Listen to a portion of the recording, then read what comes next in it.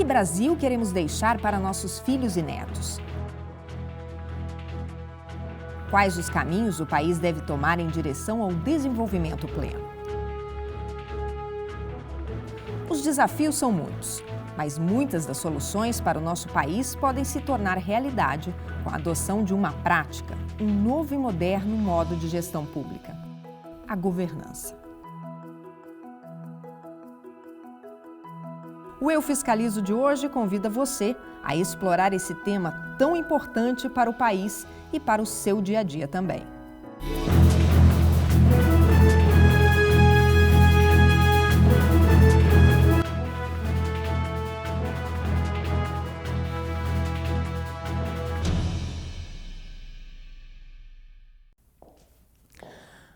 Você já parou para pensar o que a qualidade das nossas rodovias, hidrovias e ferrovias tem a ver com o preço do alimento que você compra no supermercado ou na feira? Ou por que o Brasil, mesmo sendo um dos maiores produtores de alimentos do mundo, não consegue ser competitivo na hora de exportar a produção? Você vai ver como a prática da boa governança pode ajudar o país a acabar com os problemas de infraestrutura de transporte e logística.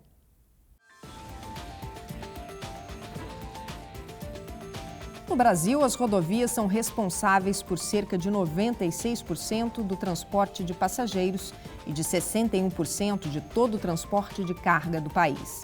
Apesar de ser o modal mais utilizado, a malha rodoviária é insuficiente para cobrir todo o país e está mais concentrada nas regiões Sul e Sudeste.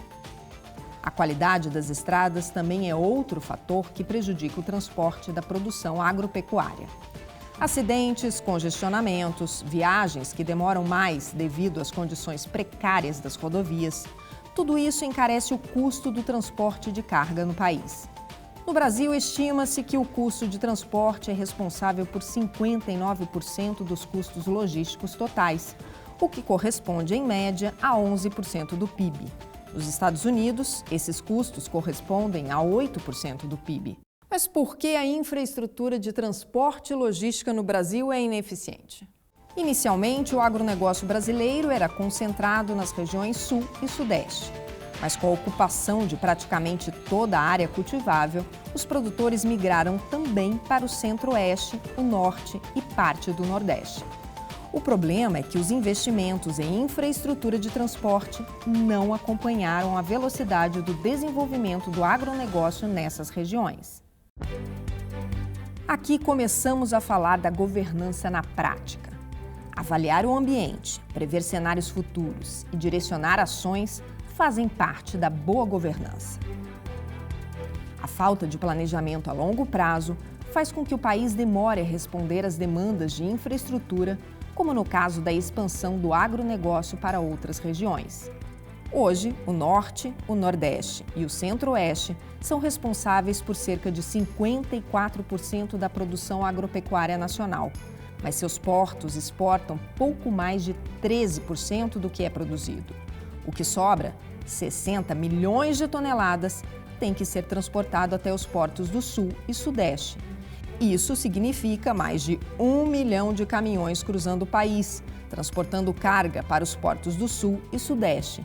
Significa também congestionamentos e atrasos para embarcar a produção nos navios. Hoje, os portos do Sul e Sudeste concentram o escoamento de mais de 86% de toda a produção de soja e milho produzidos para exportação. O Porto de Santos é o maior deles. O Porto de Santos é responsável por mais de um quarto da movimentação da balança comercial brasileira. Hoje, ele é considerado também o maior da América Latina em movimentação de contêineres, superando até o Porto de Balboa, no Panamá. Aqui, todo ano, são atracados em média 4.000 navios cargueiros. E para transportar a carga que chega ou que vai ser exportada, mais de 367 mil veículos, a maioria caminhões, circulam pelo porto a cada ano. O resultado da concentração excessiva do uso de estradas para transportes de carga e a falta de opções de portos no país já causaram no terminal de Santos inúmeros problemas. desde congestionamentos gigantes de caminhões, a espera para desembarcar suas cargas, até o aumento de custos e perdas de produção. Investimentos na modernização do porto, como a implantação de sistemas automatizados, agendamento de carregamento e descarregamento, obras de aprofundamento do canal de navegação e na malha viária que serve ao porto, buscam melhorar e tornar mais eficiente o processo de embarque e desembarque de carga. Mas, por mais melhorias que se faça aqui no Porto de Santos, existe um limite de capacidade para receber e enviar cargas. E este limite está cada vez mais perto de ser alcançado. O Porto de Santos movimentou este ano 114 milhões de toneladas de carga, incluindo minério, produtos industrializados, petróleo e produtos agrícolas. Só o milho e a soja, produzidos nas regiões Centro-Oeste, Norte e Nordeste, que foram embarcados aqui, somaram 60 milhões de toneladas, ou seja, mais do que a metade do total de cargas movimentadas em Santos. Como evitar que o Porto de Santos chegue ao seu limite? Como escoar uma produção que cresce a cada ano? A saída está nos portos da região norte. O TCU elaborou um diagnóstico completo dos 3 principais corredores logísticos do país. Será que o Brasil está no caminho certo para solucionar os problemas da infraestrutura de transporte? Veja a seguir.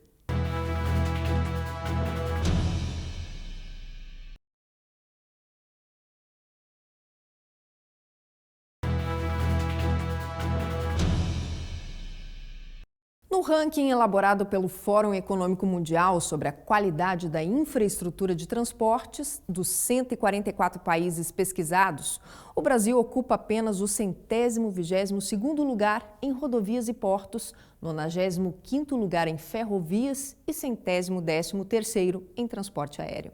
É um longo caminho, mas a prática da governança pode ajudar a acelerar o desenvolvimento do país.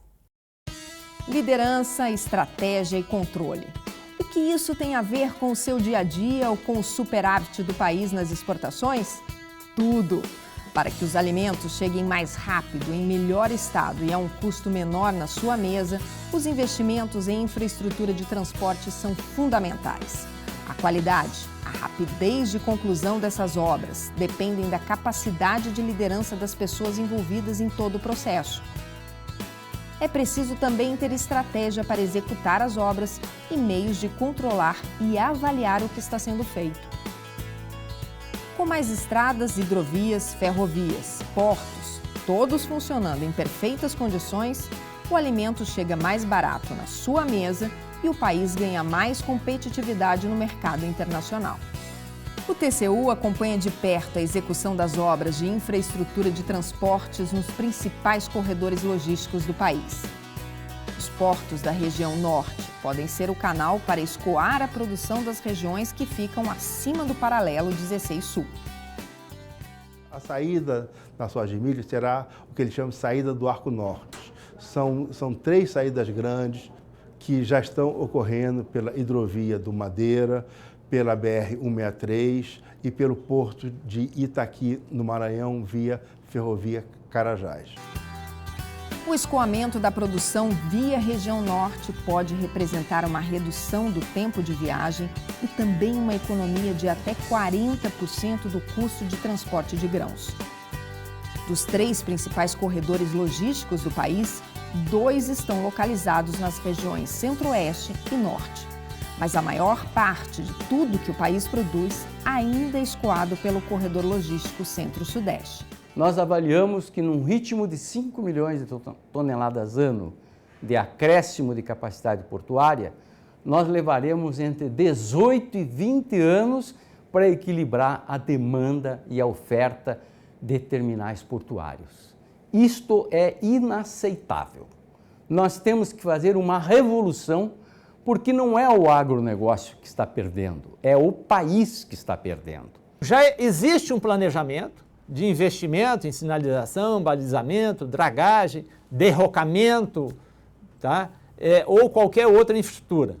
Então existe um planejamento do governo federal e também que projeta os investimentos da iniciativa privada. Então nós avançamos bastante. E, além disso, o seguinte, também foi com um pouco mais de detalhe, está sendo concluído, os estudos de viabilidade técnica, econômica e ambiental de cada uma do que a gente chama das hidrovias, das principais hidrovias.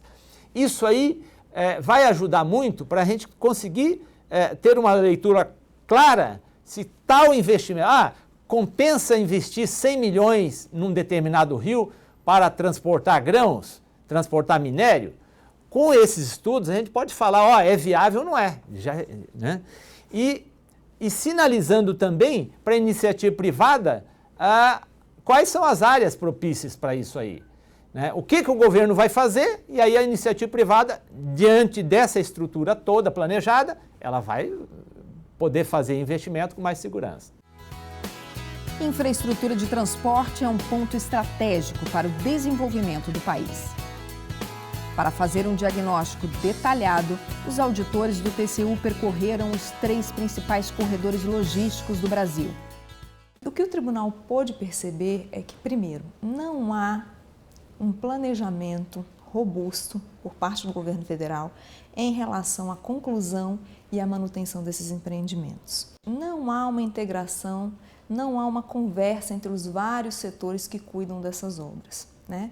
Ao longo desse corredor eu tenho rodovias, eu tenho ferrovias, eu tenho portos, eu tenho a manutenção de eclusas, o funcionamento de eclusas, eu tenho várias entidades governamentais envolvidas, eu tenho o Estado, eu tenho a União, e não há uma conversa efetiva, assim como não há um concatenamento entre os vários planos existentes. A saída para eliminar os gargalos do transporte para a produção está na região norte, no corredor logístico da BR-163 e no corredor logístico do Rio Madeira. Mas ainda falta um longo caminho a ser percorrido para que o país possa realmente contar com esses corredores para escoar a produção. A produção tem crescido de 4% a 5% ao ano. Tá? E a nossa capacidade de transporte demora mais para ser feita. A infraestrutura de transporte demora mais. Um terminal é muito difícil ficar pronto em menos de 4, 5 anos. Nós temos uma grande saída que vai ser uma quebra de paradigma no transporte da soja e do milho. Vai ser a BR-163. Já existe hoje, mas ainda é incipiente. Faltam pouco mais de 120 quilômetros para o asfaltamento chegar até Miritituba e outros 120 para chegar de Miritituba a Santarém. Quando isso estiver pronto, é coisa de 3 anos, é um projeto de 40 anos, que daqui a 3 anos, 4 anos vai estar pronto. Isso aí realmente vai ser uma economia muito importante para a soja e milho, coisa de 25% a 30%. E depois que ficar pronto, também vai subir para o Pará, para sair pelo Rio Amazonas, a soja e milho. Vão descer fertilizantes e as cargas da Zona Franca de Manaus. Vai ser uma vertente, um eixo logístico importantíssimo para a logística brasileira. A soja e milho é um produto de cotação internacional. Quando você reduz o frete, vai ser lucro para o agricultor, para ele poder exportar mais, para ele poder ter mais rendimento e exportar mais. Formado por trechos da BR-163 entre Cuiabá, no Mato Grosso, e Santarém, no Pará, e por partes das hidrovias dos rios Tapajós e Amazonas, o corredor logístico da BR-163 liga importantes regiões produtoras do país a portos do norte.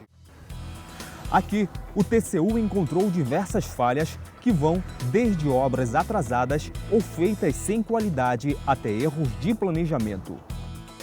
Por exemplo, a falta de integração entre órgãos do governo que cuidam da construção de hidrelétricas e órgãos que cuidam da implantação de hidrovias acabam inviabilizando a expansão desses corredores logísticos. A eficiência dos corredores logísticos também depende do aumento da capacidade dos portos do norte.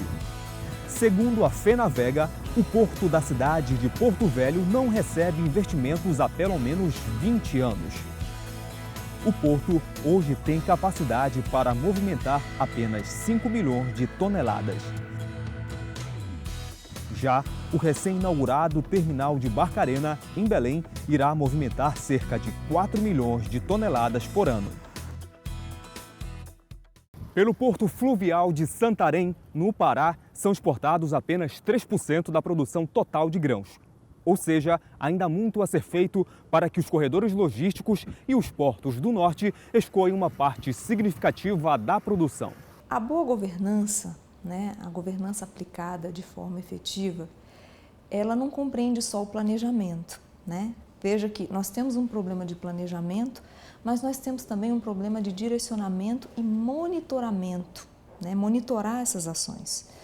O que me parece que poderia ser ajustado para ir ao encontro das práticas de boa governança seria planejar melhor, e esse planejamento ele envolve uma conversa, uma boa comunicação com os vários setores envolvidos. Os Estados Unidos foram os maiores supridores do mercado de exportações durante muitas décadas e eles administraram com grande respeito, com grande competência, o suprimento desse mercado. O Brasil vai assumir esta posição de liderança nas exportações do agronegócio.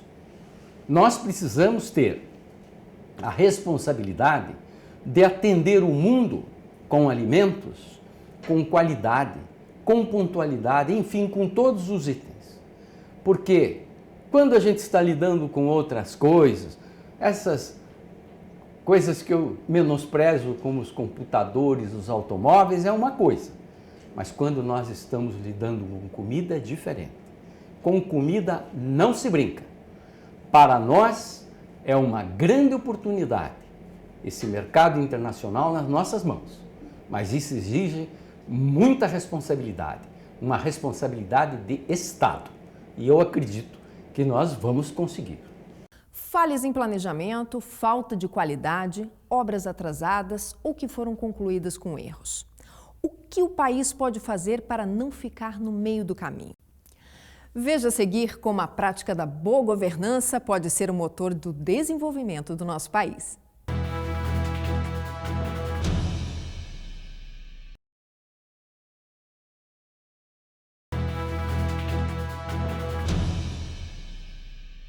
Planejar, organizar, executar, mensurar, controlar. Você pode até nem perceber, mas realiza todas essas ações todos os dias na sua casa, na rua ou no seu trabalho. Seja na hora de fazer uma receita de um bolo caseiro ou na execução de uma grande obra de infraestrutura, planejar, organizar, executar, medir e controlar são ações que garantem o sucesso de qualquer projeto. O TCU vem trabalhando para disseminar a cultura da boa governança nas instituições públicas. Para se lutar contra a corrupção, é necessário estabelecer algumas prioridades. Entre elas, a questão fundamental é termos um planejamento adequado, pensar a instituição a médio e a longo prazo, ter metas, ter direcionamento, ter monitoramento, ter pontos que são fundamentais para que a gente possa evitar a corrupção. Trabalhar preventivamente significa que nós podemos avaliar o que está acontecendo e alertar o gestor. Hoje, 40% da estrutura do Tribunal de Contas da União já trabalha de forma preventiva. E nesses últimos 5 anos fizemos uma economia de 102 bilhões de reais trabalhando preventivamente. Fomos conversar com o diretor-geral substituto do Departamento Nacional de Infraestrutura de Transporte, senhor Tarcísio Gomes de Freitas, para entender como os resultados das auditorias e a prática da boa governança têm colaborado para a melhoria das obras do país. Hoje há muita conversa, muito diálogo. O tribunal tem se antecipado àquelas contratações mais importantes que o DENIT vai fazer. As auditorias apontam problemas que são corrigidos até antes das contratações e isso tem possibilitado, tem tido impacto direto nos nossos resultados. Várias metodologias foram criadas em conjunto ou a partir de recomendações do TCU. E aí eu cito discussões que nós tivemos no âmbito já do RDC, por exemplo, para estabelecer um critério de precificar riscos. Então, muitas vezes, os nossos procedimentos são decididos em conjunto ou a partir de recomendações do Tribunal de Contas da União. Hoje nós temos também sistemas que estão cada vez mais integrados, fornecendo informações para os gestores com muita oportunidade, muito precisas, e isso também parte de um acórdão do Tribunal de Contas da União, onde foram feitas recomendações e determinações a respeito da governança de tecnologia de informação. Então, a Casa cresceu muito com essa proximidade com o Tribunal de Contas. Hoje a gente consegue cumprir melhor o nosso papel num ambiente mais tranquilo e sem ter realmente problemas com o controle. Então, existem uma série de mecanismos de incentivo e de controle que, no final das contas, direcionam realmente a ação dos gestores do DENIT para a finalidade pública. No setor privado, a prática da governança é estratégica para o sucesso de qualquer empresa. No mercado cada vez mais competitivo, onde a pressão por resultados só aumenta, a governança pode fazer toda a diferença. Uma observação muito interessante da minha vida prática é por que o setor privado tem trabalhado sobre governança e o setor público não da mesma forma. É muito simples. O fato da empresa privada ter o temor da falência, da concordata, da sua morte, né, faz com que a liderança da empresa esteja sempre analisando se a sua governança está nos rumos certos, se o mercado eu estou atendendo dentro dessa visão. Consequentemente, é um ato quase normal de sobrevivência da empresa. No setor público, esse processo na estrutura global, não tem esse temor à morte. Lógico que também a não reeleição, teoricamente, poderia ser classificado como tal, mas no dia a dia não existe essa pressão permanente. Consequentemente, a diferença dos dois setores está essencialmente nessa preocupação. E na grande empresa privada, isso funciona como uma estrutura organizada, planejada, verificada os mercados, etc. E o pequeno empresário não dorme de noite para achar a sua solução dos problemas. Essa pressão, né, ajuda a resolver os problemas. E essa pressão do temor, né, do fracasso no setor público não existe da mesma forma. Cada vez mais o tema governança vem ganhando importância na gestão pública. O TCU trabalha para disseminar ainda mais a adoção de boas práticas em todas as esferas públicas. Para combater a corrupção, temos que ter planejamento. E as auditorias coordenadas sobre uma metodologia e com orientação para mais de 1.000 auditores que fizemos em todo o Brasil, nós conseguimos estabelecer uma grande união, uma grande cooperação entre os Tribunais de Contas dos Estados e o TCU. E a partir disto, passamos toda esta metodologia para a América Latina, através da OLACEFS, Organização Latino-Americana, que presido em todo o continente latino-americano e Caribe. Como consequência, fizemos uma auditoria ambiental que se transformou um modelo para a América Latina. 90% hoje do território da América Latina já está mapeado como é que está a questão ambiental em toda a América Latina. E esse projeto nosso está se transformando num projeto universal para outros continentes. Portanto, foi um grande avanço, não somente no Brasil, trabalharmos pela governança, para termos metas, termos condições de avaliar, monitorar, mas também para os demais países.